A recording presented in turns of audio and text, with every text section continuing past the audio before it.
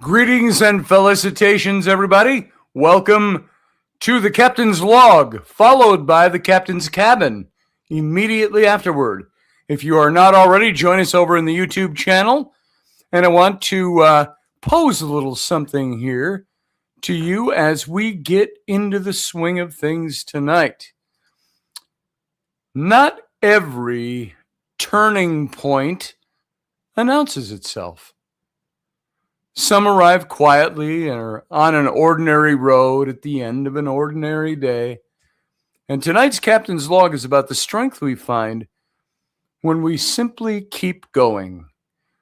And today didn't come with answers, but it came with clarity. This Captain's Log is about showing up, staying steady, and trusting the long way home. And some days don't change your life. They just remind you how to live it. And tonight, a Captain's Log from the long way home is what you're going to get. And so if you've been carrying more than you can explain, this one's for you. Tonight's Captain's Log is about quiet strength, steady steps, and letting the road do its work. And so Captain's Log, the long way home. There are days when absolutely nothing extraordinary happens. Even if you've got extraordinary things going on in your life and things you have to deal with, no matter what category of life they fit into. There's no grand revelations some days. There's no dramatic turns of fate, and yet something quietly important is accomplished. Today was one of those days for me. Small thing, internal thing. How about you? Are you buried in stuff? Or are you finding ways to get turning points? And turning points don't always look like the grand answers and the resolutions and the things finalizing. They just look like, whew, okay, I made it today. And I did something worth noting to myself. So a road, a conversation that didn't need fixing, a promise kept simply by showing up. These are the kinds of things I'm talking about. One thing that happened to me today, my 14-year-old daughter wanted a ride to River Falls, Wisconsin, which is 30 miles from here. Wanted to spend the night at a friend's house. I said, make sure it's okay with your mom. I'll come and pick you up because they weren't here today anyway. And so I went and picked her up, and I told her, are you hungry? We'll stop and get something if you need something, or we'll get a coffee. She said, yeah, let's go to Starbucks. That's their favorite thing. The 11-year-old heard that and said, Dad, will you get me a Starbucks too? And she sent me what she wanted, some frou-frou, caramel drizzle, ice creamy coffee thing. And a what do they call them? Venti, the large. I said, sure, I'll get you one on the way home. I said, I can't guarantee it's going to be melted or anything when I get there. It's an hour round trip. So I drove Rowan to River Falls and dropped her off. And then I came back through and I got Rowan's coffee and I got Ellie's. And I drove it all the way back to Somerset, to our old house, my old house, and dropped it off for her. It's only less than 10 minutes to get back to my house. So I felt like that was one of those things that it's a promise kept simply by showing up. I'm your dad. I will always be here. And you do those things. And sometimes the most meaningful acts in our lives don't announce themselves. They don't ask for applause. They don't even ask to be understood. They just are. I spent time today doing what needed to be done. Not to prove anything, not to repair anything, not to persuade the universe to change its mind about anything, but simply because it was the right thing to do. And there's a deep kind of peace that comes from that. It's a peace that isn't loud or triumphant, but steady and durable. We live in a world that tells us growth has to be dramatic. Oh, I didn't see him grow today. Well, I felt it. That healing must come with fireworks. That purpose must arrive fully formed and unmistakable. But most real growth happens quietly on the road, on the long way home. I was driving the backcountry roads tonight. It was the long way home. And it happens when we choose patience over panic. When we choose steadiness over reaction. When we remember that love is often best expressed not through words, but through presence. Not presents like Christmas time, presence. Today reminded me of this truth. You don't have to control the outcome to honor your role. You don't have to explain yourself to be sincere. You don't have to be loud to be strong.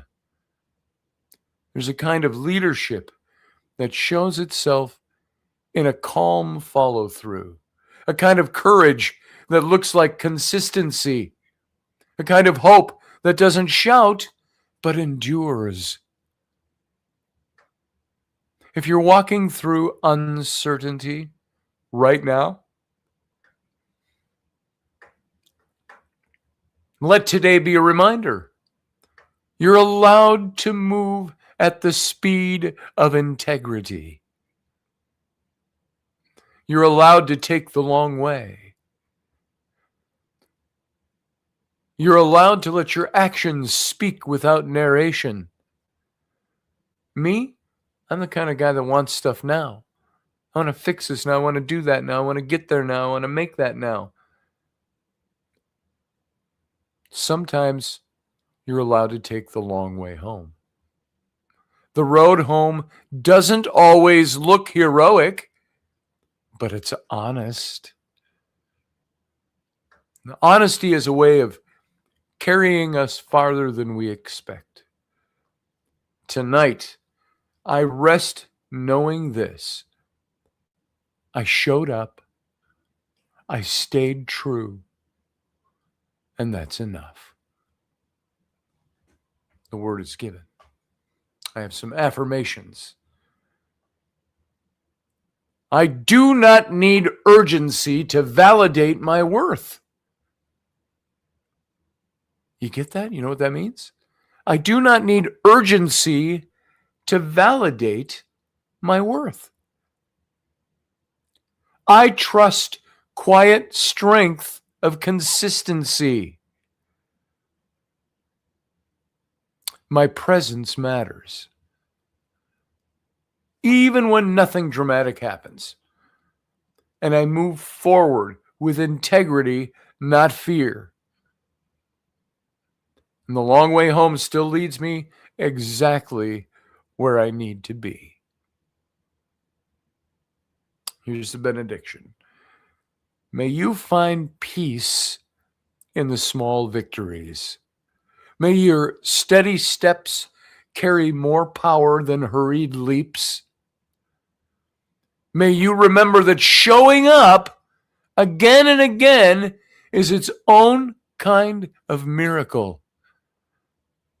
And may the road ahead meet you gently, one honest, truthful, wise mile at a time. Some days don't change everything. They simply remind you who you are. And stay the course.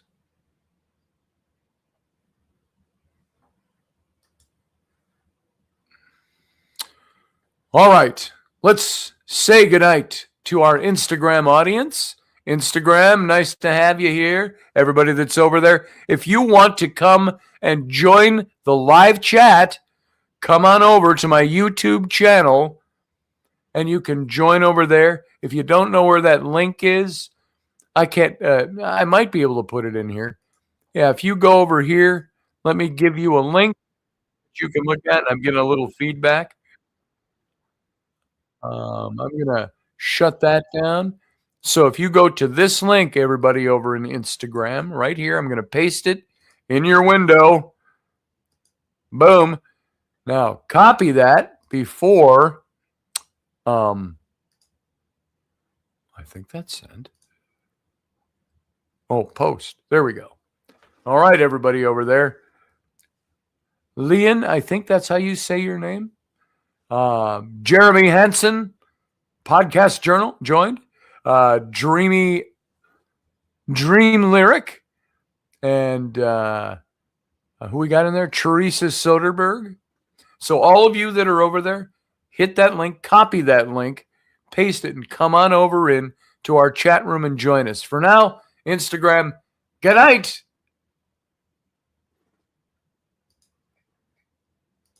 All right. Instagram is out, and we're going to do this.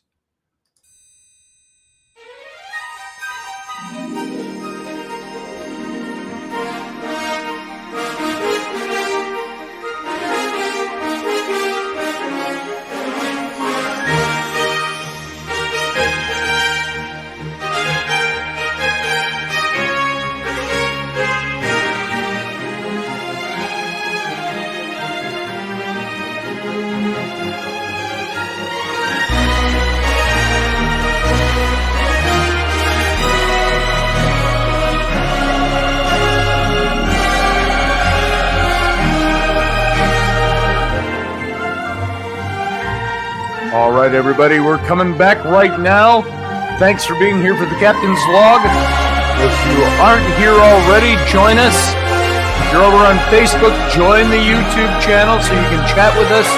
And everybody, here we go for the Captain's Cabin. And that's me, the Captain, for the Captain's Cabin. I want to say, let's go through the rounds here. Who we got? We got Field Guy.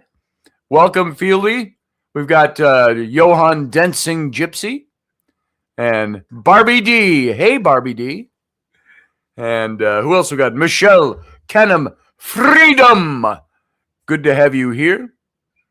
And Steph Cuervo Queen. And Steph, you need to come up for coffee. And Roger, good to see you. And who else we got? Starting to go to the repeats with comments. And boom, boom, boom, boom, boom. Everybody in here making comments or repeating. I've already said hello. Josh Kemp is here. Good to see you, Josh Kemp.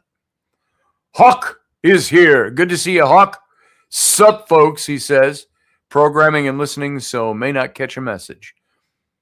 I had such a busy day today. I didn't get anybody to come in here with me today. I didn't have time. I was going to get a guest of a bunch of people I've already forewarned I was going to do. Oh, forgot to send him a link. I did have a guest. Kenny B was going to come on, and we talked yesterday. And I don't know. You know what I'm going to do?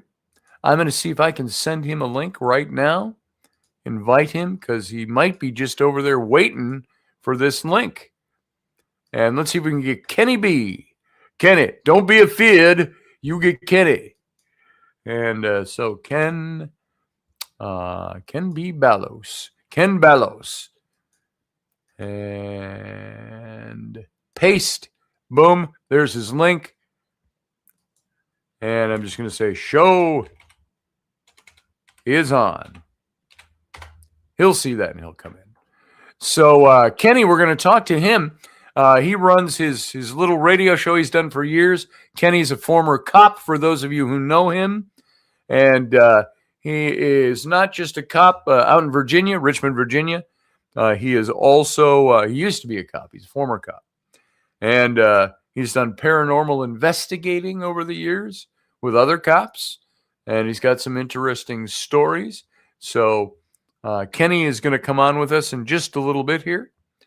And who else do we have in the chat room? I had to pause to get that link over there to him. Debbie Brenning, good to have you in here. Good to see you. It's been a long time since I've seen you face to face. And I think maybe the last time I saw you face to face was somewhere in Arizona, some little hotel, haunted hotel, an event. Chandler? Does that ring a bell? I might be wrong about that. And it was a long time ago. I think that's the last time I saw you, although I see you all the time online. So welcome. Thanks for coming in. All right, guys, this is it. This is who we are. This is the captain's log. Now that it's over, we go over now into the captain's cabin, which is a very informal post-show. So, ID'd. Was that Indeed or ID'd? And so what's on your minds, folks? I'm going to paste a link here. And if you are in the chat room, you can, I don't think you can click this through the chat room, but you can grab it, paste it. Prescott, that's it. Prescott, Arizona. That's right. Tracy Sparks, welcome. Good to have you. So if anybody would like to call into the show tonight, that's what this is for. This isn't to hear me talk for another hour and a half. This is for you to come in and talk to me. And we'll strike up a conversation about anything you want to talk about. And Debbie, if you're decent, you can come in too.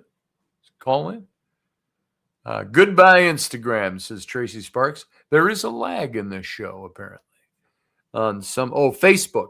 By the way, if you are on Facebook watching and listening and you make a comment, the YouTube chat won't see it. And you probably won't see most of the YouTube chats. It's Facebook. Facebook fucks with everybody. That's one of them. So if you want to get the good chat, come on over to the YouTube channel and join us. And if you don't know what that link is, I can get that for you too. Let's paste this in the window. And those of you who are not here already, you have the ability to come on in. Let me go to my channel. And I don't want to get feedback here. So I'm going to do that. And I'm going to grab the link. Bada boom. And let's go over here to the chat window. If you want to come to YouTube and you're over in Facebook, you're going to be able to interact better if you're over here. Boom. There it is. All right. So come on in and join us. Call us up. I'm going to have a sip of coffee. Oh, cheers from Son of a Patriot and me. Bada bing, bada boom. And by the way, you can go over to my Etsy page. Etsy. That's etsy.com/shop/Son of a Patriot. And you can see the goods we have over there and avail yourself of this mug and other mugs and shirts and hoodies and all that kind of stuff, designs I make up. And so you can go over there and pick something up that's really cool. If Leslie Holker was here tonight, she'd sing the praises. She always gets the stuff we put up over there. And it's not all about the show. Some of it's political stuff. Some of it's good sayings. Some of it's whatever. Son of a Patriot. So go on over and pick your stuff up. And one more little bit of business. Go on over to my Patreon page. Go to Patreon. Why should you go to Patreon, you may well ask? Because my Patreon page is where you can help support this show in a very small way. Go over there for $4 a month. A month. Not a day, not a week, not biannually. A month. You can get 30 shows like this a month for $4. And they're just getting better and better. And the more, because remember, we just started doing the Captain's Cabin again just a little over a week ago. There's the Patreon page, patreon.com/epiclifescotty. And you can go over there, see what we've got over there. I haven't put any shows recently up there, but all our old shows are up there. So go on over and take a peek. And that's it. Only $4. That's right. You can give more, but if I had 2,000 of you putting in $4 a month, do the math. Imagine the kind of show we'd have. I wouldn't do anything else other than perfect this show if we were getting that many listeners over there. So, everybody, what's on your mind tonight? If you don't, start calling in. And if Kenny doesn't see his link, he may have forgotten to, because he didn't message me either. So, finishing signing up for Patreon imminently. That's fantastic. Thank you, Michelle. Oh, I saw your message on that earlier. And so all that does is help support what we do here and help us expand a little bit. So what was I going to do? I was going to grab something. I don't know what it was. Doesn't matter. So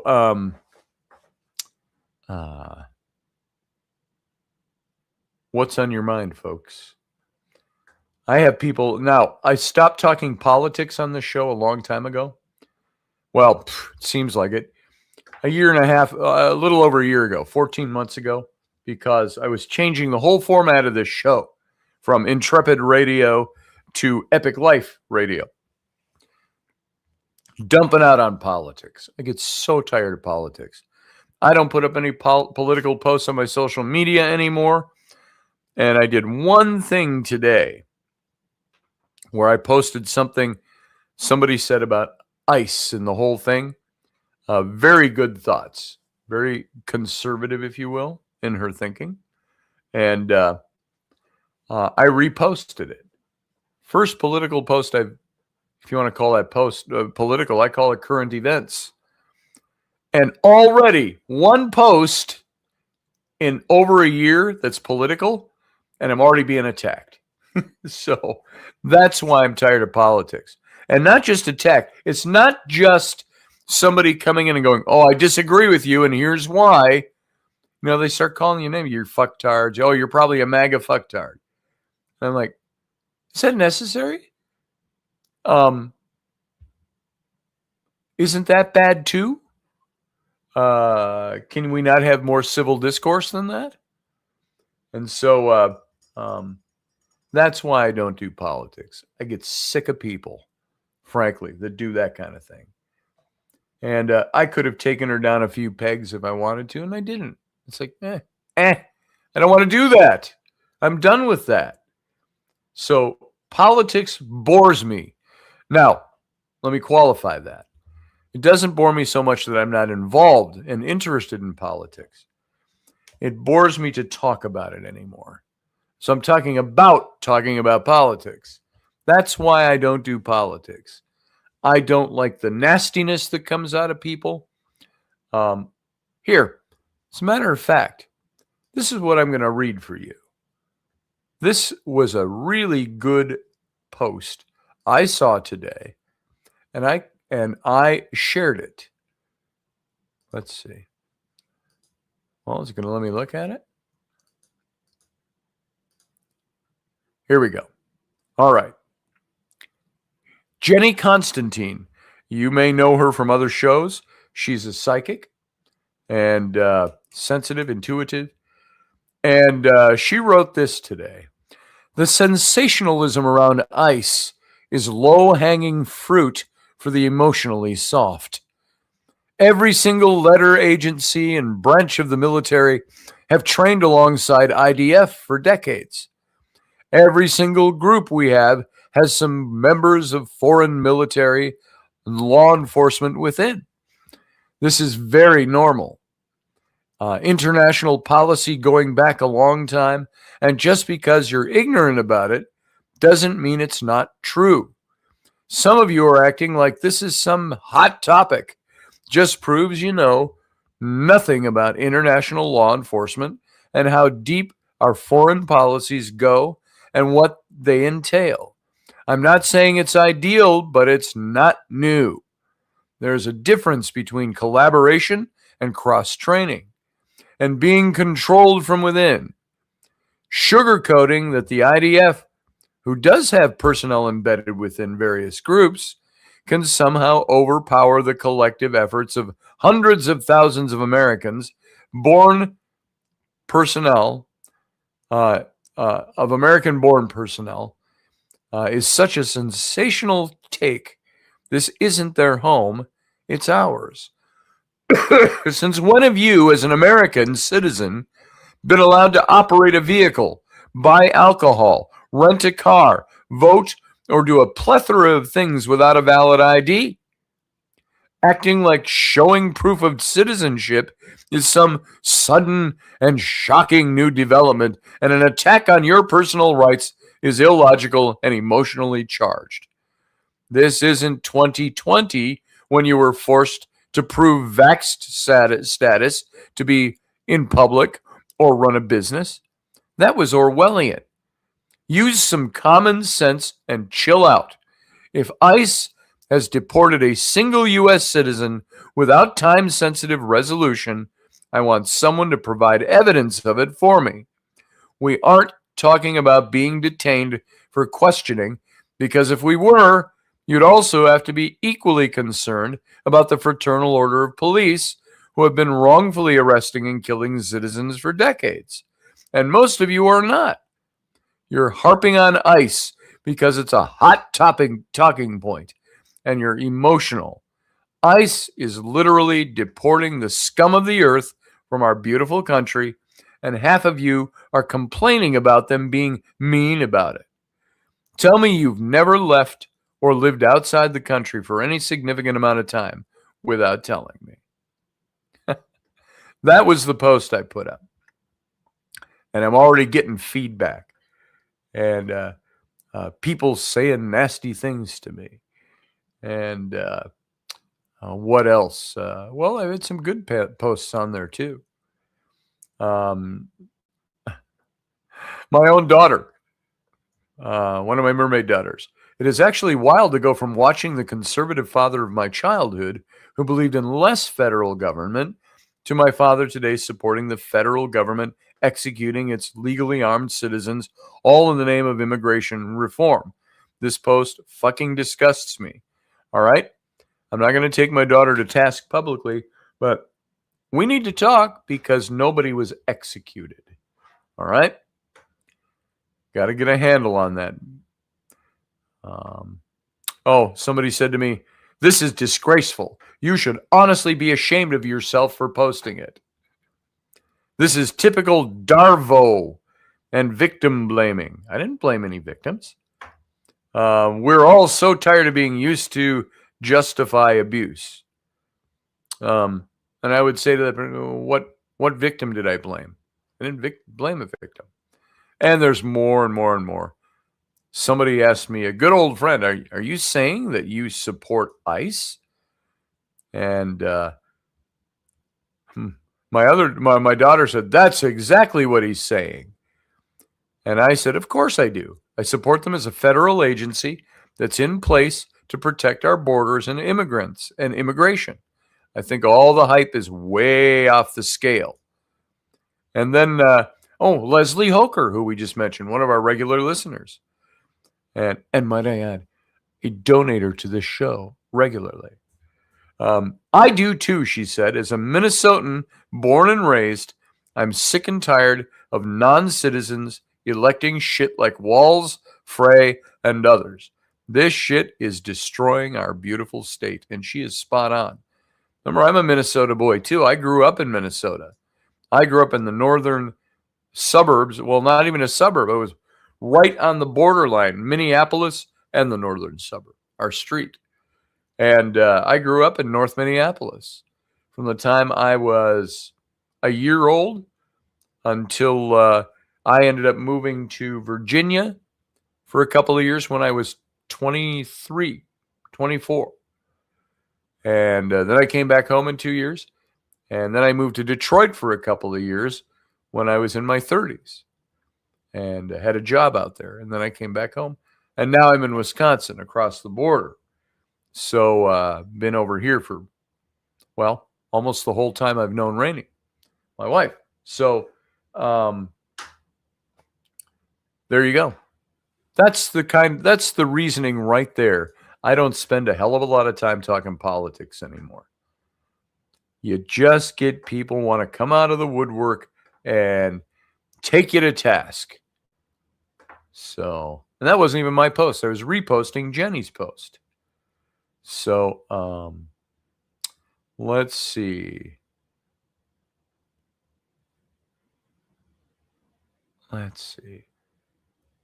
did you say, Michelle? Wasn't a nurse with a legal sidearm shot 9 times in the back of the head after the aforementioned firearm was confiscated? I have no idea. I have no idea about that.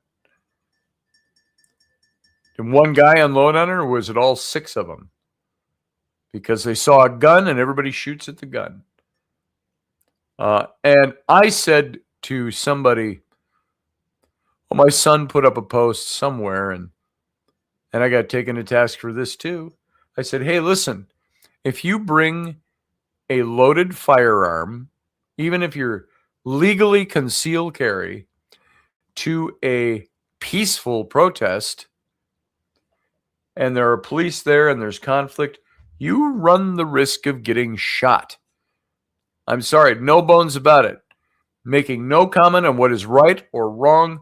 If you have a gun and you pull that gun out, you run the risk of law enforcement taking you down because they have a split second, not knowing anything about you, what your motivation is. Now, do they wait and see, you're going to shoot me with that gun? Let me wait a second. Oh, he shot me with that gun. No, they're trying to take him out. If somebody has a gun, if you take a gun to something like that, you run the risk with law enforcement of any kind of getting yourself shot. So, all right. That's all I got on that stuff. Hawk is out. Good to see you, Hawk. No, the gun was taken when then the nurse was shot. Like, what the fuck? Why was she shot? What'd she do? After the gun was confiscated. Oh, so ICE is a murdering squad? I don't buy it, Michelle. I really don't. And this is why I don't talk politics. Rhonda Mason, good to see you. Civil debates seem to be a thing from the past. Isn't that the truth? I can talk civilly with Michelle. And if I don't want to get into it heated, I just say, we'll stop talking about that.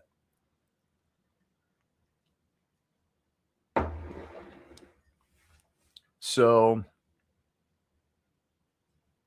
Kyle Rittenhouse didn't get shot, though. He wasn't being detained or taken down by law enforcement and then drew his gun in the fray. No, he walked out there with his weapon in the open because he had the right to do it. That's where the difference lies in perception of what they were doing. I got to tell you, if he'd walked into a circle of law enforcement and raised his gun, he might have gotten shot. He didn't. So, yeah, there is video, Michelle. I've seen the video. I've seen the guy pulling the gun out of his pocket or a holster on his hip. It's right there.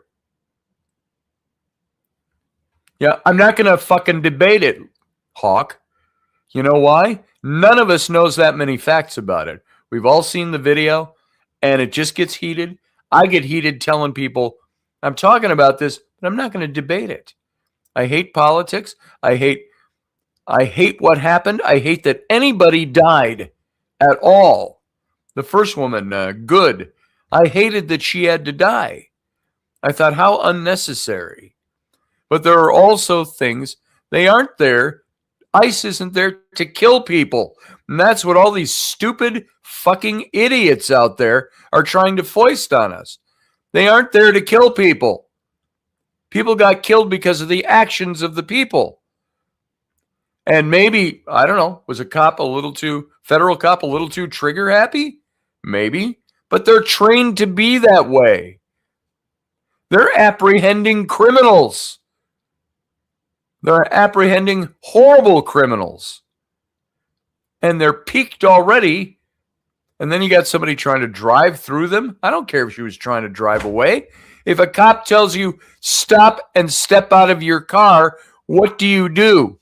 You stop and step out of your car. Good is dead today because a cop shot her, a federal cop shot her. Yes.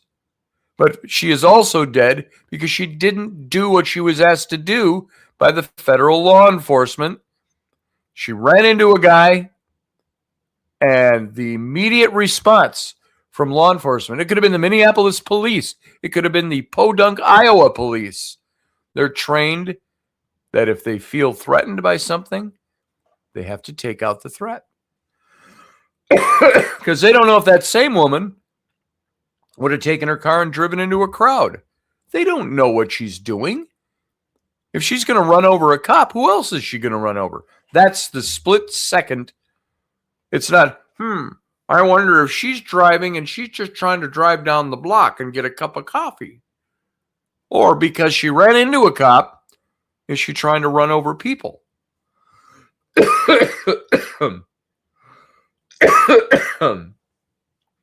So, and her demeanor was not one of being a decent person. She laid the groundwork for her being perceived the way she was. Death was unnecessary. I wish there were other ways to handle this. It's like I've talked before, when a police officer apprehends somebody for, stealing a candy bar at a store or a pack of smokes, and they tell him to go get down, and he doesn't. He starts running. They pull out their guns and they shoot. I've known cases where they shoot him. It's like, why don't you just let the guy go? It's a fucking pack of cigarettes. That disgusts me. It does. So, yeah, see, I don't want to get into that. Michelle, anybody, I don't want to get into this case is that, or somebody else is saying that. You know what? What it was that this guy that got killed yesterday, was it yesterday or the day before? He had a gun, which is totally legal, constitutionally protected. He had a license to conceal and carry. He was protecting another woman who got maced, tear gassed. And so he put his hands up to protect her. And as they are now, he might have been pulling the gun out to hand it to the police. Hey, I got a gun on me. You want to take this? There's 6 of them taking him down because he's resisting. And he pulls out a handgun. But the handgun also had, what did it have? 2 extra clips connected to it, taped on the top or something. He had something like, I don't know how many bullets that held. 26 extra bullets if it's 13 bullet clip, 13 round clip. So he's concealed carry and he's got 2 clips taped to the gun. It's a modified gun. So cop sees a gun coming out of somebody's pocket. I don't care what's going on. That guy runs the risk of getting shot. And if we're all too stupid to know that, and we want to start railing on ICE, that's stupidity. They are federal agents, federal law enforcement. I'm not calling anybody specifically stupid. I'm saying the whole thing is stupid.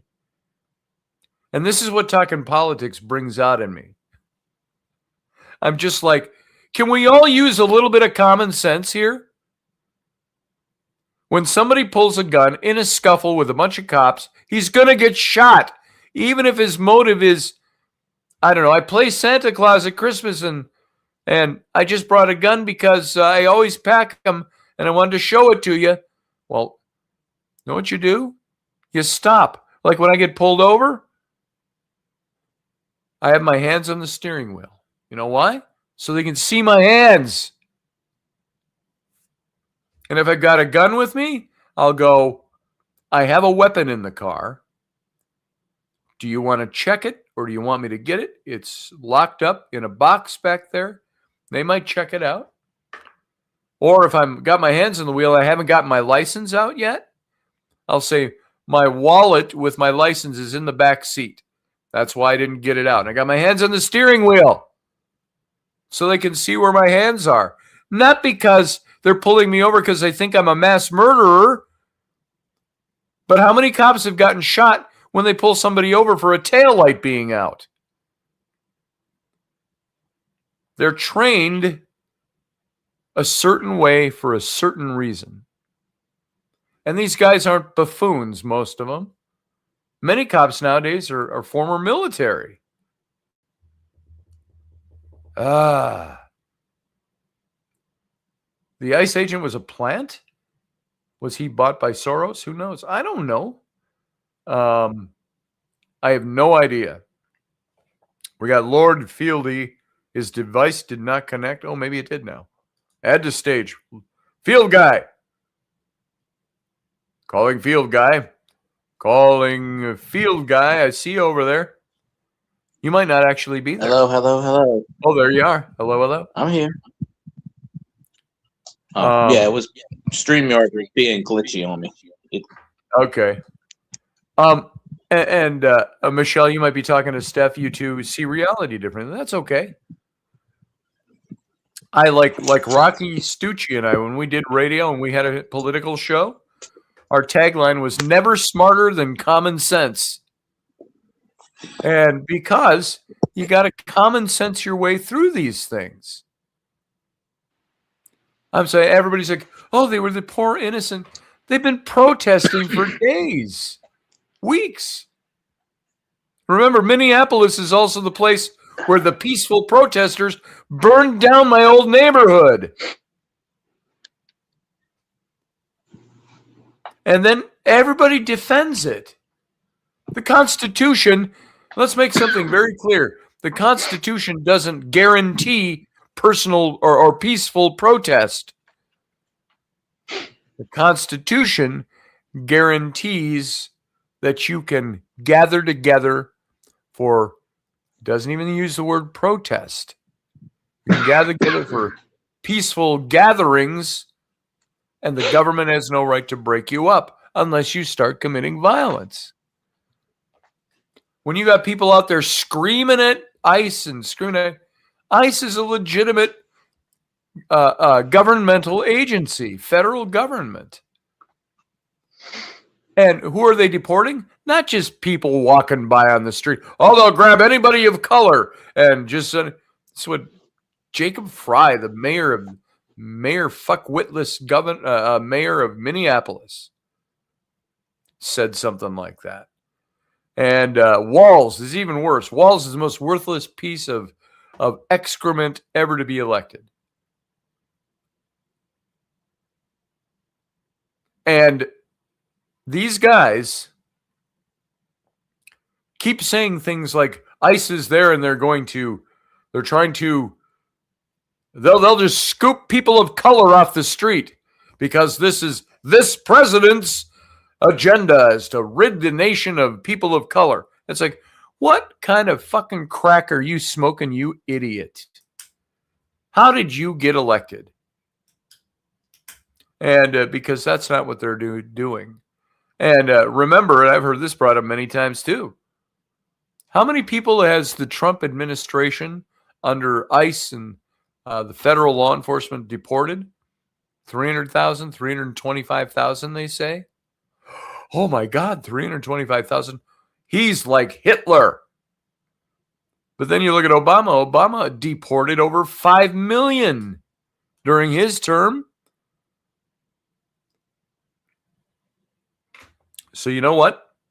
This is why I don't talk politics. Ay. James McMichael, welcome to the program. Good to see you, brother. I Glad you're here. I got a comment here. Make a comment, if field allowed guy. to say so. No matter what you do, no matter what you say, you're wrong or you're right about things. You have people protesting about A, B, C, D, and E who don't know the facts. Right. You may be right about one thing, but then on the other side, you're wrong. The way I see it, no matter what you do, no matter what you say, you're always going to piss someone off. Yes, you are. Or they're going to be pissed off at you. Right. Religion and politics are the two things I avoid. But I notice, and I have two family members that don't even talk to me anymore because of that point. Their loss, not mine. Okay. So I look at it like this. Hold on. I see you over there, Hawk. Hawk Buckman. And by the way, let me hold your thought. Hold your thought 1 second, Fieldy. Michael Freehawk Polani. Amazing, he says, how all this started when the $9 billion fraud was exposed. What a surprise. Surprise, surprise, surprise. And Michael, you are somebody I want on this show as a guest. So, folks, if you don't know Michael, go check him out over on Facebook. And, Michael, I put your post up because if you're over on Facebook, your posts won't show in the YouTube channel. If you want to go to the YouTube channel, just click on the link for that, and you can get over there and you can join the chat room if you want to, if you got time. But I want to get you on this show, and you and I will talk. All right. Go ahead, Fieldy. Sorry to do that. I wanted to catch him before if he had to buzz in and buzz out. Oh, no, you're fine. You're fine. And Hawk says, too late, brother. Politics it is tonight. No, we can change that anytime. That's why I was going to call in to stir the thing. Because you can't, like, my whole point is, you're going to piss people off. People are going to be pissed at you no matter what. I mean, opinions are like assholes. Everybody has one. Right. You're not going to please anybody. So, the way I see it, speak your mind. If someone doesn't agree with you, that's on them. But the name calling and the abuse and stuff, I'm so tired. That's childish. That's got to stop. I agree. This is why I don't do Facebook. I mean, I have one, but I don't do one for that matter because my dad posts political stuff every day, and he doesn't like Trump. He doesn't like anybody. He doesn't like, But it's like that's when I'll talk to him. And it's a 4-hour debate every time I talk to him about it. That's why I stopped talking to him for a while. It's like, oh, well, what has he done for you? What has this one done for you? What is that one done for? I said, they don't do anything for me specifically. They do it for a country. Yeah. But, you're going to piss someone off. I have a gift. I piss everybody off. It's just. And by the way, everybody, pardon my foul language tonight. I happen to like the word fuck in every variation of it. I think it's a great, fun word. But sorry, I get a little pissed off, a little pissed off under the collar, and I let them fly sometimes. So there you go. Hey, I didn't say fuck once. At least I don't think I did. That's you, Michael? Nibiru, myself. Yes, it is. Welcome to the YouTube channel. Now everybody can see your posts and you can see theirs. Yeah. Hawk says to me, Hawk Buckman, we got two Hawks in the room now. Michael Freehawk and Hawk Buckman. Hawk says, told you, you're fucked. Talking politics. All right, go ahead, Fieldy. Hit it. Oh, you were saying earlier something like Kenny's supposed to come on. Was that tonight or? Yeah, it was tonight, but we talked yesterday at like 8 a.m. yesterday. Yeah, he says, yeah, you just send me a link there. I won't be afeared. I'll come on. I'll talk. And and I forgot to send him a link earlier. I told him I'm not going to get a link to you until after I put the show up. So, usually a half hour ahead of time I can send a link. And I didn't. I was running all afternoon today. Totally forgot. So. Today was good. Yesterday Yesterday was bad weather around here, and today it wasn't even. It was like down in New Orleans. I mean, it was windy. Down in New Orleans. Oh, they were calling for 60-mile-an-hour winds yesterday. I say that's a cold front. Cajun blizzard. That's a Cajun blizzard. Yesterday, no, 2 days ago, the cold front was coming in. In New Orleans, it was 78 degrees. And in Baton Rouge, which is 90 miles away, it was 24 degrees. Oh. And it literally dropped 60 degrees in about 45 minutes. And it got to about 25 out here. Nice. From 78 to 25. Wow. Of course, it didn't snow. Mississippi got hit with the ice storms. It didn't snow here. It snowed most of the state, but not here. Not here. But they were putting the salt down on the roads, and I just kind of laugh at that because I'm like, it doesn't snow here. Why are we putting salt down? Yeah, right. Throw some pepper down. Because it's coming. We're not used to that crap down here. Right. You know, the poles up here. The poles are shifting, so I mean, yeah, I've only seen snow 5 or 6 times in my life. It doesn't really snow here. We're way down there. But then last week it's snowing all the way down in Florida, and that's lower than us. So I'm like, but we missed the snow this time. It hit Mississippi really bad. The ice storms, it hit that, and then so they I had heard 60 mile. They had tornadoes down the street from my dad's house. They had a big tornado, 60-something miles an hour. We got snow with Morgan snow. Hey, Morgan Texas Snow, got welcome. Snow. Out in the west, in Baton Rouge, town of El Paso, I fell in love with a Mexican girl. Dee-dee-ding, dee-dee-ding, dee-dee-ding. One of my favorite old songs. So yes, the poles are shifting. Yeah, every time I say something, I'm wrong. You know, Hawk and I used to talk about the shifting poles about 15 to 20 years ago. Oh, Hawk has a question for you. What the hell does the What the hell does it mean the poles are shifting? Self-explanatory. The poles are shifting. The north is becoming the south becoming the north. The axis is rotating. You know, Earth is on doesn't rotate straight up and down. It's on an axis of 7.5 degrees. Oh, he's explaining it, Hawk. Well, it's not going to be to everybody's explanation. It's the same thing with politics. You can't really get anything right. You're never right about anything. So I take it.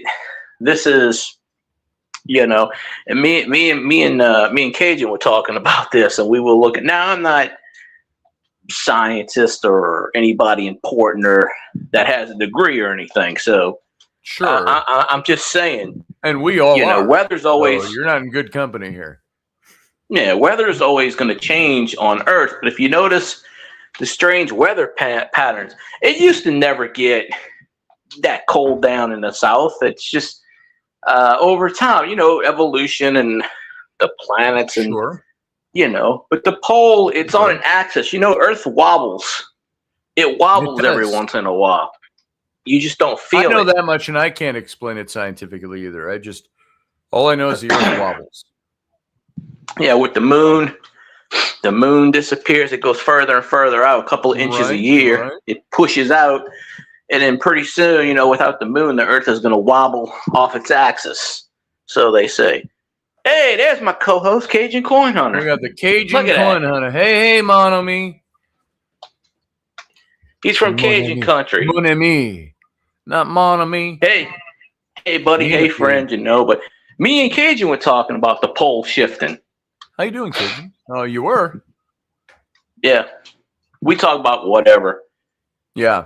Cajun's down there. When you were in Lake Charles, he's in that kind of area, down in that way. Here you go. Wait. If you look at me. Look at my screen. It's called axial precession. Thank you. I don't know what that means, but the technical term, I guess. Right. I don't know. Yeah. I take everything with a grain of salt. I'm always listening. Yeah. I see me. I'm open and listening to everybody. Now, where'd that But phrase come from, by the way? Why do we say, I take that with a grain of salt? Now, grain of salt was a preservative, right? So, the earth wobbles every 25,000 years, says Hawk.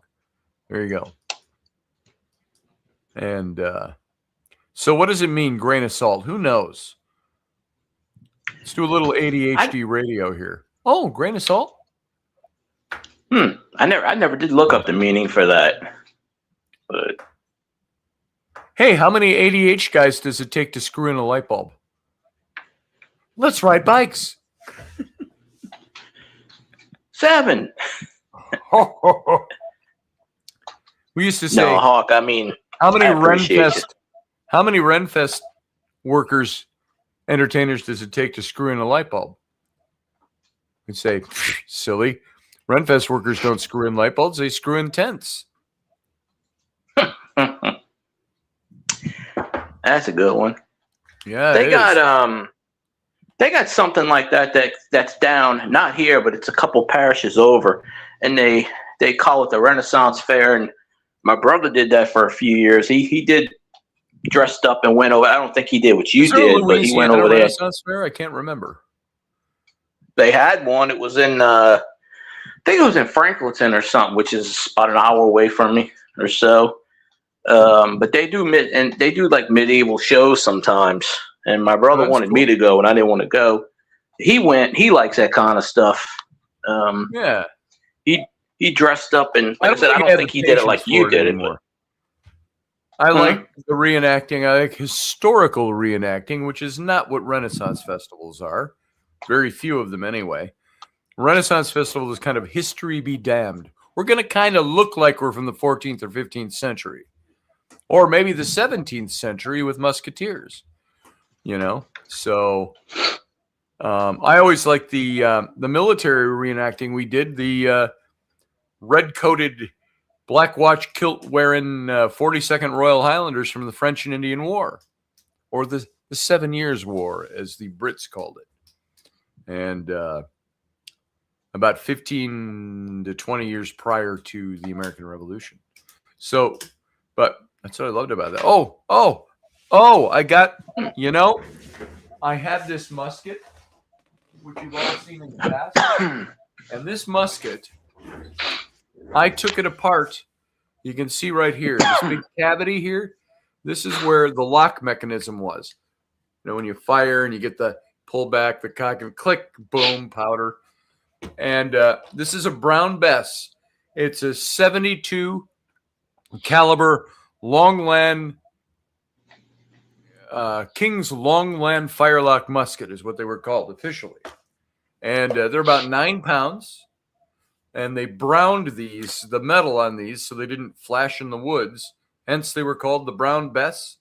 It's a big, long, and my son just cleaned this up for me. It sat for 3 years because before we moved into our new house, here, so I can tell if it's clean. It'll ping. There you go. So that's clean. My son just cleaned this all up about a week ago. So, but somewhere along the way, I had taken the lock out and to show my dad on a video how he cleans it, how to take it out of here and clean it. Then I was going to do more videos with it, so I put it in a Ziploc bag so I could access it next time. Then we ended up moving, and it got packed away, and it got lost. When we moved into the new house 3.5 years ago, I couldn't find it anywhere. We tore the garage, every stinking box and tub we owned. I remembered putting it in something. So it's gone. I think it's gone. I have to pay $300 to get a new lock mechanism for this. Well, lo and behold, when we're moving me out of my house a month ago, my son's taken some things out of the cabinet in my office, And he picks up this bag and he goes, "What is this?" I go, "You're kidding me. This is the lock mechanism." And it had been put in the bottom door of this big bookshelf I have, and it had fallen behind the stuff in there. So the whole 3.5 years it had been sitting 6 feet from my desk, and I didn't know it. So I was so happy because part of it is this thing. Now, this is clean. This is crystal clean, but it's patinaed. This thing has been fought in mock battles for, I got this musket 20 years ago plus. So there's the lock mechanism. This is the cock that gets pulled back. There's a flint in here. When you pull the trigger, you got powder in here. Clips blows the spark. And so that is the lock mechanism. It goes in the guy. It's got the GR for Georgius Rex in Latin, the king. And so here's the spring, stuff like this. This spring, and you need to take a, I don't know how they did it by hand, just had strong guys with strong thumbs. But this spring, you got to squeeze it and put it into place in the musket and connect it, behind the lock mechanism here. So that this stuff was found, I was elated. And this is the cleaning tools. We always wore these. This little cleaning tool kit. That's for unclogging your stuff, tightening screws, the little brush. And it did have a little fob, and it would hang on our uniforms on one of the buttons over here when we were in the field. So all this stuff was in here. So I'm very happy. Happy to report I have my lock mechanism back. I'm glad you found it. So, but me too. It's funny. It's funny how you looking. You say you tore everything apart, and then when you go in to move, oh, there it is. I mean, when I moved a few years ago, I found stuff that I thought I lost 15 years ago in a box, and I was like, wow, it's still. I had a whole bunch of clothes I put somewhere, and I could not find them. And then I found them. Of course, I can't fit into them anymore. But you're like, wow, there's all this stuff from. And I would put dates on boxes and stuff. Like stuff gets lost, and right, stuff always gets lost when you move. But do you have any videos of that on YouTube, of the gun or anything? Somewhere. I don't think in my current. Well, I must have somewhere. No, I don't think so. I've got like 2,000, 2,500 videos up there, and they're all radio shows from the last 5-6 years. So yeah. I've got some personal things in there. I don't think I have anything from the regiment in there. So that was we were the 42nd Royal Highlanders. We called ourselves 42nd Regiment was our show name. We did edutainment, and we did all these military reenactments and stuff like that. And our group got hired out to do stuff. Man, we were impressive. When we were all kitted up, we had 20 of us. We pitched our tents at these events, a couple of rows of troop tents, and the flags and the muskets, and we do musket demos, and we'd march kids around, and then we'd do mock battles with the French army. We went to Fort Ticonderoga up in New York State, which was big during the French and Indian War. The 42nd Royal Highlanders were there, 1759, I believe it was. And they were storming the French ramparts at Fort Carillon, which later was renamed Ticonderoga when we took it. And General Abercrombie hightailed it out of there. They retreated, and they never gave the order to retreat, except to those standing around them. 42nd Royal Highlanders were still fighting over on the wall of the fort. And I think like 1,200 of them were killed that day, storming the walls of the French fort. And a bunch were taken prisoner.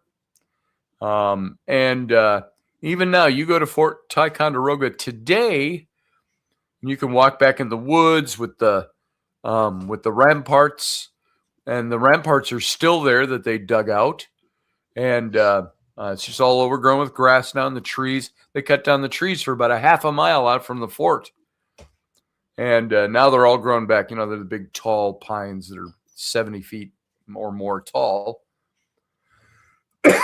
and so. I've got pictures of that stuff. But yeah, it was we were a pretty impressive group, and we had that day we had over 1,000 reenactors there playing the French, playing the British, all different regiments of the British, and a bunch of them playing the Native Americans that were allied with the French and allied with the British and the Scots. And of course, the Scots, the 42nd Highlanders, one of them, the regiments, was fighting for the English king. So that's what we portrayed. So, I agree with this statement, Michelle Canham-Free. Anything meant for you always finds its way back. There it is. Amen. I am going to see if I have, let's see, regiment. So I can just show you what we look like in action. Boom, boom, boom, boom, boom. You should post some of that stuff on. You should post some of that stuff animated on YouTube. You never know. One of those videos might blow. One of those videos might blow up. You might get 10,000 subscribers off of one video. You never know. Well, that'd be fun. Get a whole new audience. Here, this is me in my full uniform. Let's get it in here. Bada boom. And that is the full uniform that we wore. Now the one where I'm standing on the left, we made our original red coat. See a bunch of big guys that shoot muskets, and that's the same musket right there in the picture. Carry swords and all of that. And we fight with the swords. We do demos and all that. Well, we were all sitting around my garage out at the ranch making all these coats by hand, stitching them all on, stitching all the lace you see that goes around the buttonholes, all by hand. And but we used a red that wasn't historically accurate. We used scarlet. Now, only the officers wore scarlet because it was expensive. It was a dye that was made from the Kochnia beetle. And they crush it and they get that red scarlet, deep, bloody red.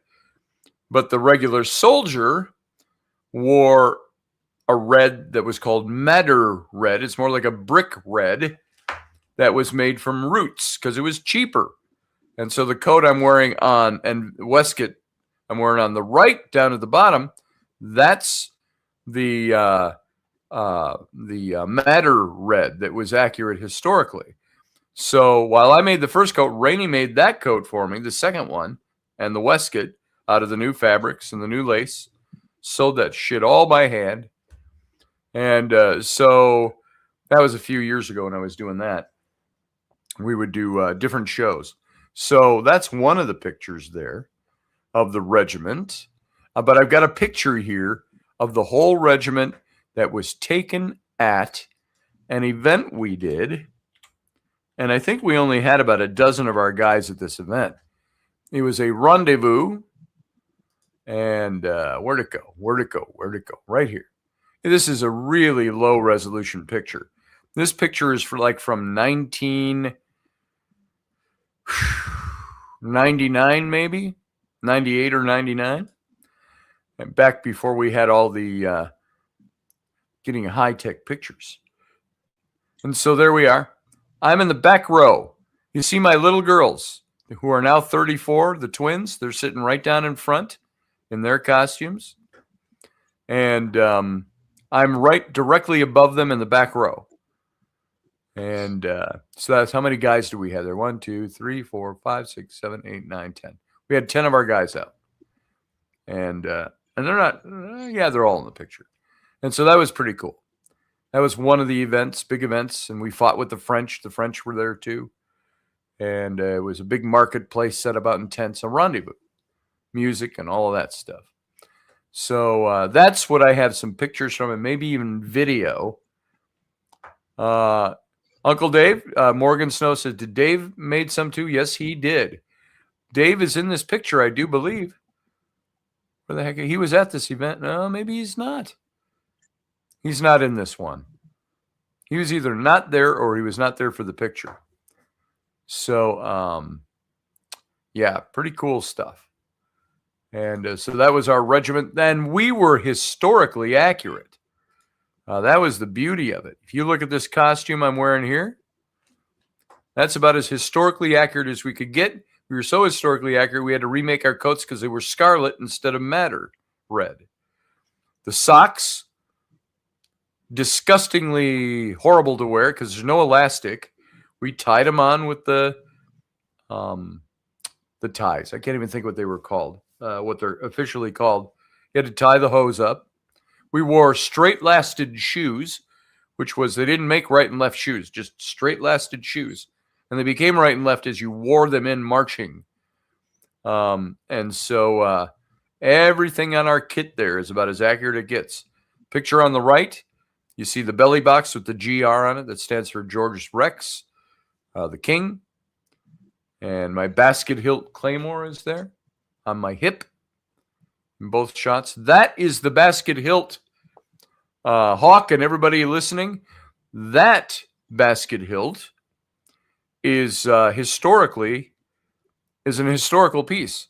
The blade is a replica, modern.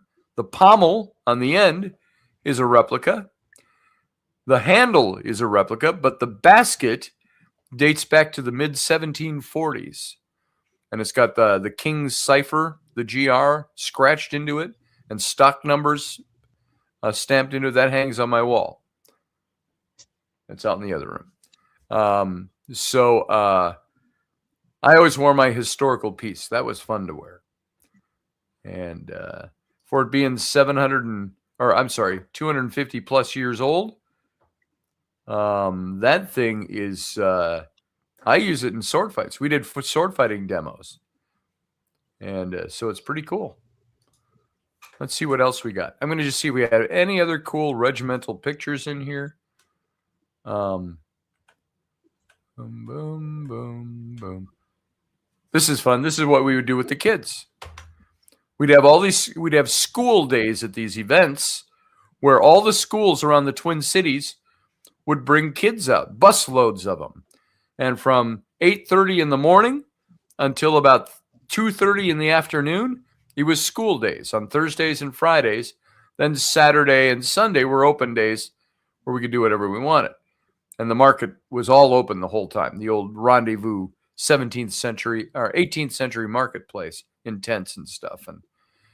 And this is me drilling the kids. What we do is we make them all line up. And I'd tell them things like, and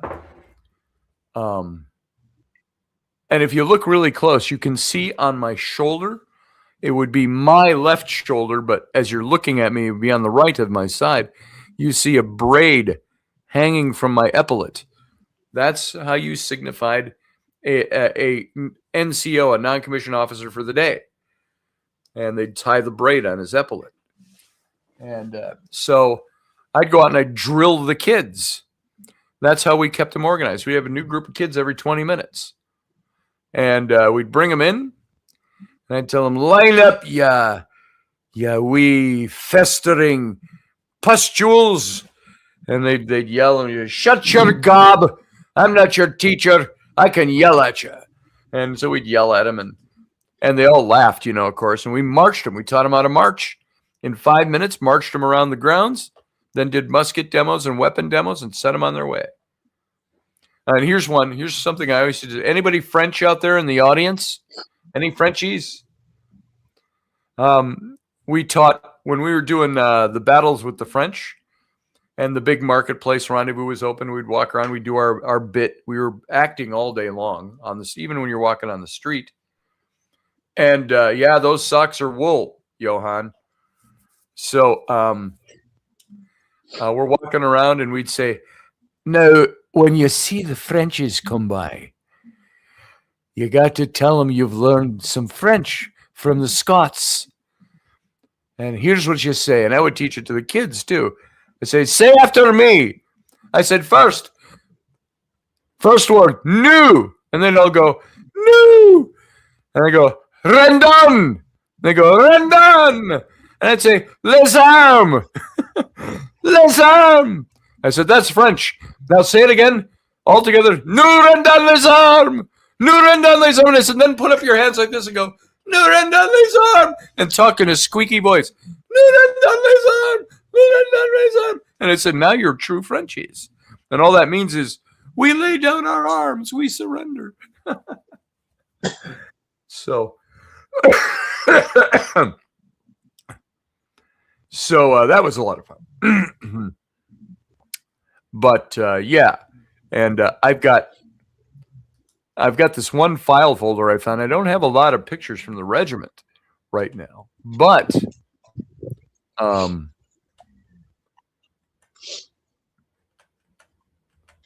there's one I was going to show you here.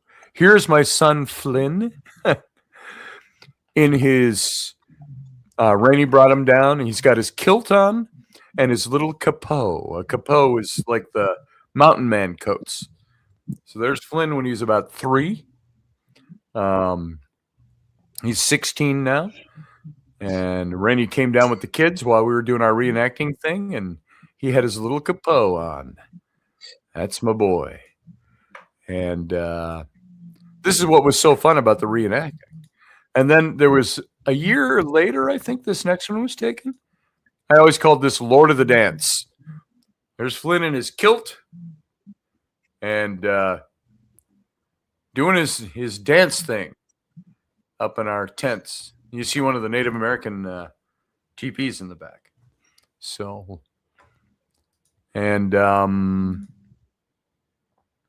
don't know that I have many more regimental pictures on this machine. So regiment, boom, boom, boom. I think I've shown almost everything I have on this machine. So let's see. Oh yeah, that's just website stuff. So here you go. I'll just show this for fun. Real men didn't wear pants. Hella pants. So, real men didn't wear pants. So there you go. That's the 42nd Highlanders, by the way, in that picture. So they have the red hose on, the red and white checked hose, and then they have spats over them too. They weren't called spats. What do we call those? It's been years. So we had ours done. We did them in navy blue to go with our facings on our coats. So there you go. Real men didn't wear pants. All right. There's that. I got nothing else now. I'll tell you what do you want to talk about? Who else is going to call in? Am I still here? You can call in. Do not be afraid. I will not Am I hurt still here? you You kicked me out. or bite your head off. What? I said, am I still here? Hawk, are you still out there? Do a Hawk call for him. Hawk! Hawk! Okay, there. It's the picture changed funny. But, I say, yeah, Cajuns out there. You tie a good Cajun cravat countries. and wear a mean set of pantaloons. Must drop pantaloons. Yes. Caw! Caw! You got to scree like a hawk. I can't do it with my throat the way it is. So. Of course, I can't scream. That's right a crow. Now, so. Yeah. So. Pretty much. I think we'll go till 10:30 tonight, unless for some reason somebody wants to come in and start something up, and with their own talking points. You're welcome. We got 10 minutes left on the nose, and we'll be out of here. So now's your chance. It's your last 10 minutes for a Monday to come on in and say your piece, state your case, then say your goodbyes. So, all that good job. huh? I still say you should consider suing Topps for copyright since they drew your picture. Oh yeah, that's my picture. I should. I'm You sure know, y'all what's have the seen biggest it. thing that bothered me that nowadays I might have pursued a lawsuit. This is back in the mid 90s. I had done a bunch of here. Let's show that a little better. There it is. They've seen it before, but now you See if I tell can me get the if right that's not angle. Scotty.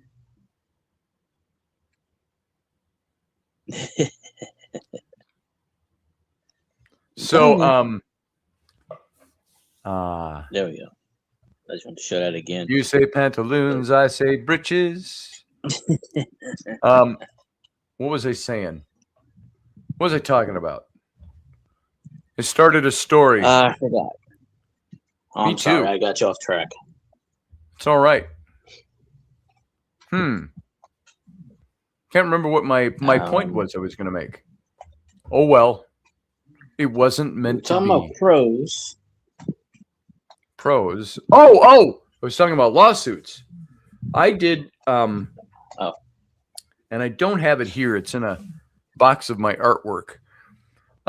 We went down in 93 or 94 to LA, and we were it was 94. We were presenting animation properties, and they were all based on, I was starting to start a comic book company, and I developed a bunch of comic book properties, characters, started writing stories for them.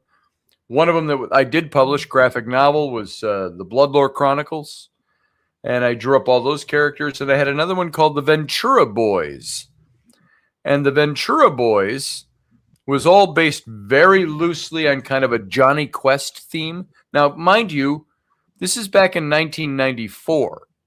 So this is before Johnny Quest was revived on the Cartoon Network in a really crappy new modern version of Johnny Quest. But so I took these boys. They were twin brothers, didn't look anything alike. One was blonde, one had dark brown hair. And it's set slightly in the future. Their dad's a widower, but he's into world security, and they fly around in their private jet, and they don't have Bandit the dog like Johnny and Haji had. They have a robot, an android, and it looks like a robot, all metallic and stuff. And then they also had this hot bombshell blonde who was their tutor that came around the world with them. And they did all these travels, all these adventures they get into, Indiana Jones type of stuff. And so I called them the Ventura Boys. And play on adventure with the word and all of that. I had a bunch of storylines made up. Well, I met with a guy. His last name was Warner. That's all I don't know. I don't know if he was with the big Warner family.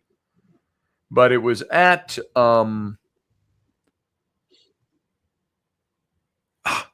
maybe his name wasn't Warner. He was with Warner Brothers Animation.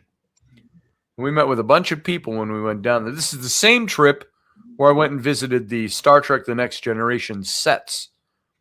It was the same day I met him that we went to the sets right after. So we're all in, I had a double-breasted suit and tie and all that. You know, we were looking flashy for 94. And met with him, and he liked the Ventura Boys. He liked some of our properties. And he said, yeah, we'll do this. If you guys can bring in $5 million, and then we'll match it with $5 million, and we'll make this a go.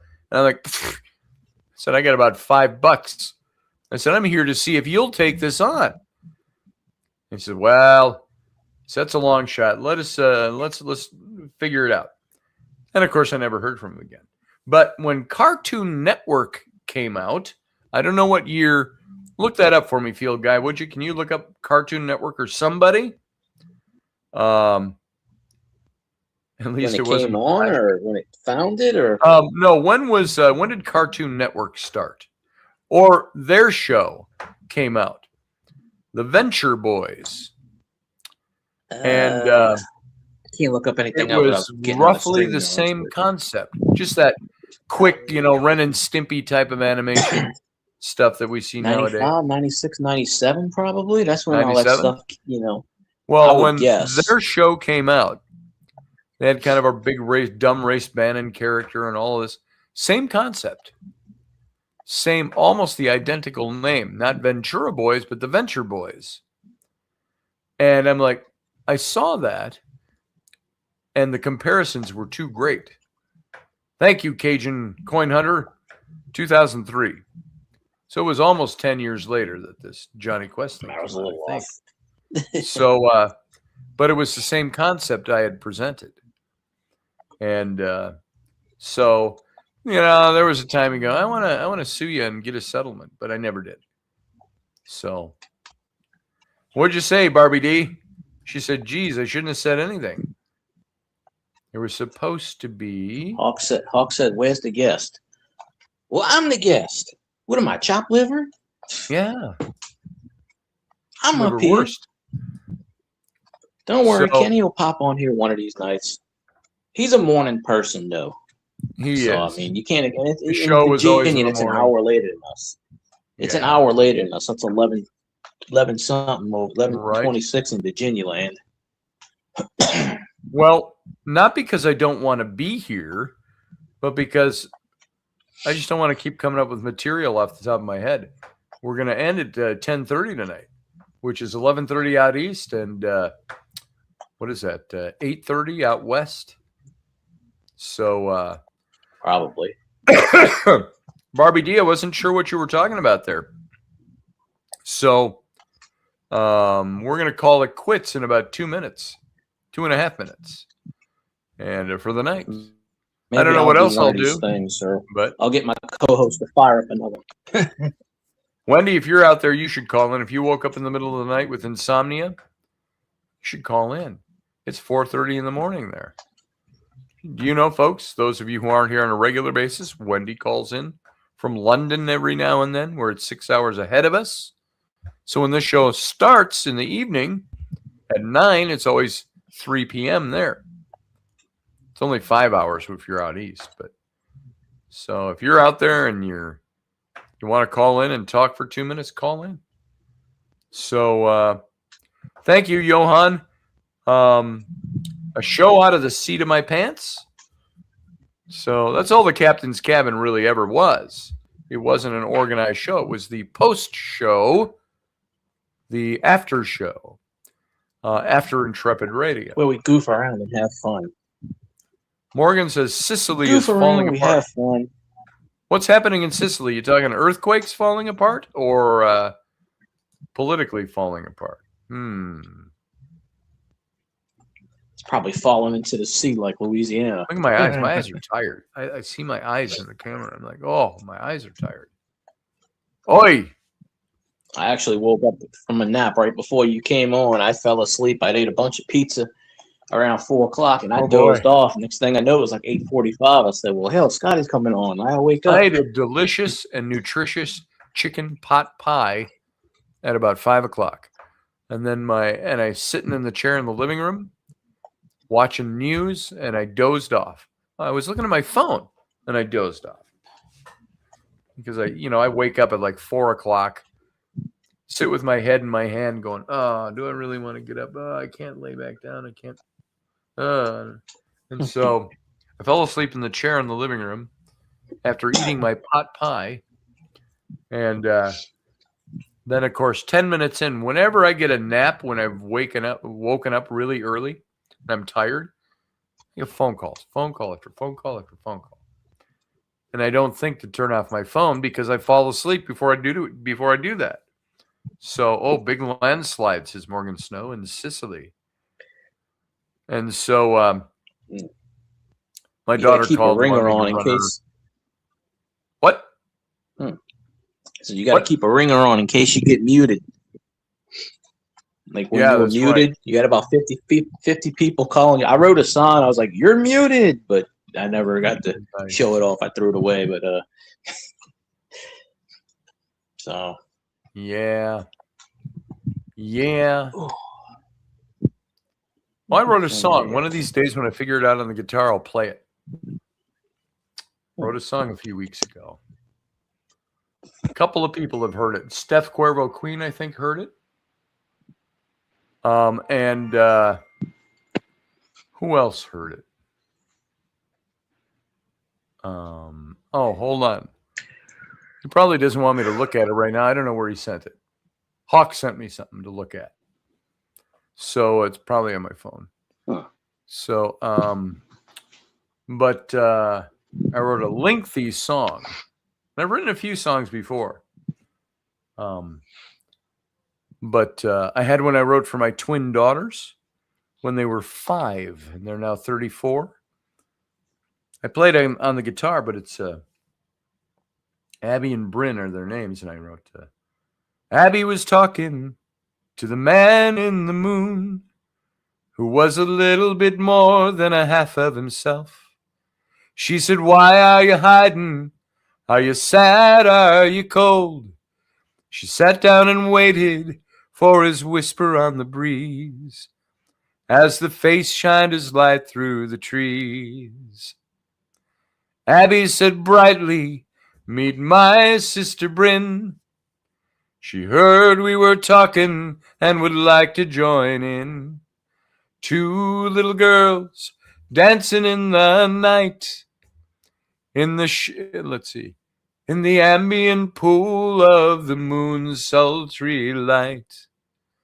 Before you were old, I was old. No, before you were born, I was old, I was gray, cold and lonely and longing for the day when someone would look up and see the light in my face as I shined on their place.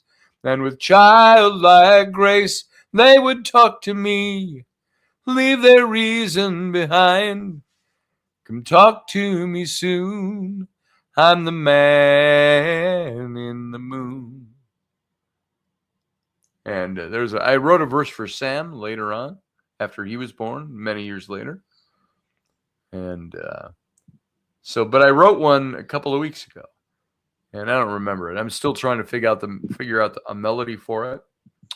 And I'm gonna get my guitar and trying to figure something out with it. It's I'm not even gonna read the song, but just trying to see where I put it, and I can let you know. Oh, Hawk Cajun said he was going live. My co-host. He's going to be your co-host. Well, he does his own thing, but you know. Oh yeah. You got to stay up all night and drip the water. Yeah, so I talk to him. You know, keep the thing going. When you got to drip the water. The water. You know. But everybody knows Steph, I think. If you don't, then shame on you. This song I wrote, I'm not going to sing it all right now. I give you this. I'm still working on the melody. It was a love song, and I wrote it. Oh God, it was after I moved in here, so it was about a month ago, and it's called "The Fire That Knows Your Name." I kept the house the way love left it, not as a shrine, not as a test. Just enough room for breath to linger, just enough warmth to let you rest. The night still moves across the window, like it always knew our names. I didn't lock the door behind us. I never learned that kind of faith.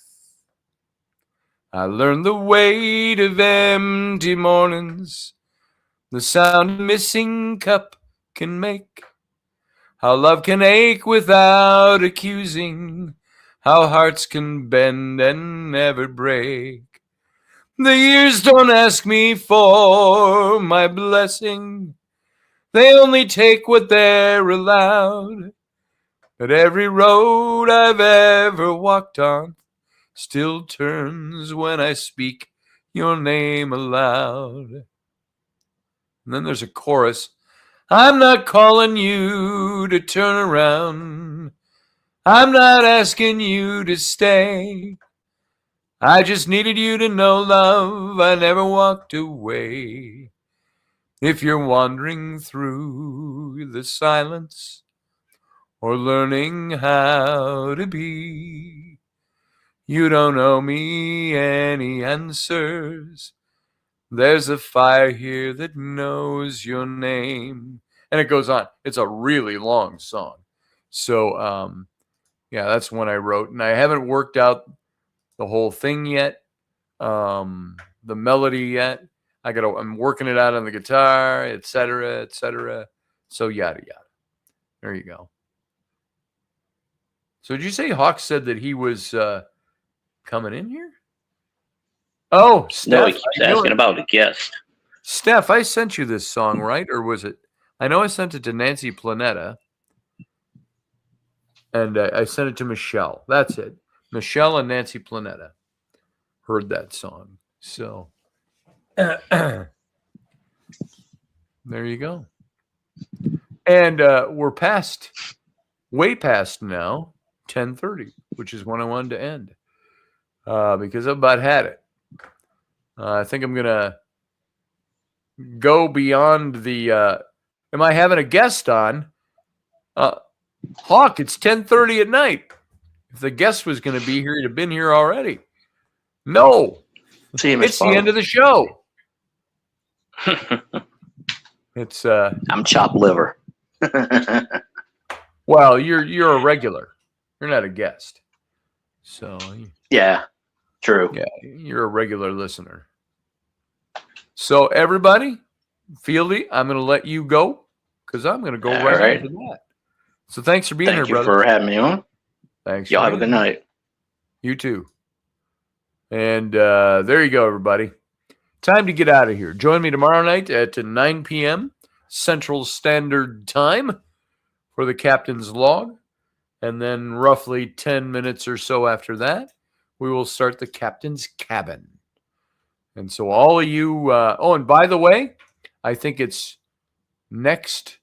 Oh, did we land... Oh, Wendy, I wish you were here. Did we land on Tuesday or Thursday? We're going to do our reintroduction to the Robertson show. And Bone Nut Mes Amis. So says Cajun and Coin Hunter. That's my best French accent. And yeah,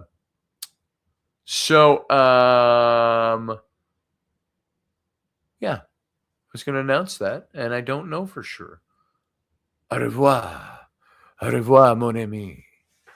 So that's all I got. So we're going to get out of here now. Thank you for being here, everybody. It means a lot to me that you would come in here and spend your time with me. And as this is not formal, if we were talking to a guest or still going, I'd stick around another half hour to an hour. We stuck around till midnight the other night, another hour and a half past this. But right now, it's just me making shit up because I got nothing else. I didn't get my guest in here tonight. So, and that's not his fault. That's my fault. Forgot to send him a link. So, and I'm sure he went on to do other things. So everyone, we'll see you again tomorrow night. And stay the course. Let's get out of here.